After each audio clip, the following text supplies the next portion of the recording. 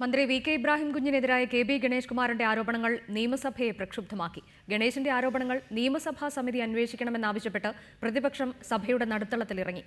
ആരോപണം പരിശോധിക്കട്ടെ എന്നായിരുന്നു മുഖ്യമന്ത്രിയുടെ പ്രതികരണം. അതേസമയം ഗണേഷ് കുമാർ ആരോപണത്തിൽ ഉറച്ചുനിന്നാൽ പിന്തുണയ്ക്കുമെന്ന് പ്രതിപക്ഷ നേതാവ് വി എസ് അച്യുതാനന്ദൻ പറഞ്ഞു. സബ്മിഷനുകൾ പൂർത്തിയാക്കി മറ്റു നടപടിക്രമങ്ങളിലേക്ക് സഭ കടക്കുന്നതിനിടയിലാണ് കെ ബി ഗണേഷ് കുമാർ ഉന്നയിച്ച അഴിമതി ആരോപണം പ്രതിപക്ഷ നേതാവ് വി എസ് അച്യുതാനന്ദൻ വീണ്ടും സഭയിലെത്തിച്ചത്.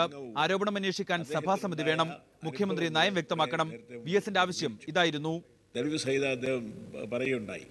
അതേക്കുറിച്ച് ബഹുമാനപ്പെട്ട മുഖ്യമന്ത്രിയുടെ അഭിപ്രായം എന്താണെന്ന് അറിഞ്ഞാൽ തിരക്കിടില്ല. മറുപടി നൽകിയ മുഖ്യമന്ത്രിയാകട്ടെ എല്ലാം മന്ത്രി നിഷേധിച്ചിട്ടുണ്ടെന്ന് വ്യക്തമാക്കി. എല്ലാം പരിശോധിക്കാം.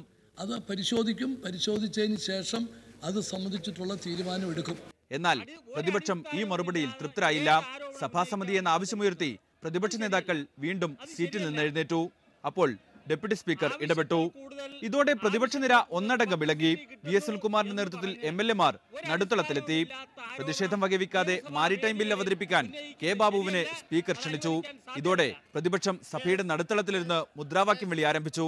പ്രതിപക്ഷ പ്രതിഷേധം ശക്തമാകുന്നതിനിടയിൽ നടപടികൾ വേഗത്തിൽ പൂർത്തിയാക്കി സഭ ഇന്നത്തേക്ക് പിരിയുകയായിരുന്നു.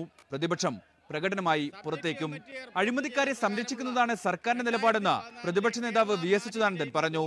ആരോപണങ്ങളിൽ ഉറച്ചുനിന്നാൽ ഗണേഷ് കുമാറിന് പിന്തുണ നൽകുമെന്ന് പിന്നീട് വി എസ് മാധ്യമപ്രവർത്തകരോട് പറഞ്ഞു. ഗണേശ് പറഞ്ഞെടുത്ത് തന്നെ ഉറച്ചു നിൽക്കുമെങ്കിൽ ഞങ്ങൾക്ക് അദ്ദേഹത്തിനുള്ള പിന്തുണ തുടരുന്നതാണ്. വിഷയം വരും ദിവസങ്ങളിലും പ്രതിപക്ഷം നിയമസഭയിൽ ഉന്നയിക്കുമെന്നാണ് സൂചന. റിപ്പോർട്ടർ, തിരുവനന്തപുരം.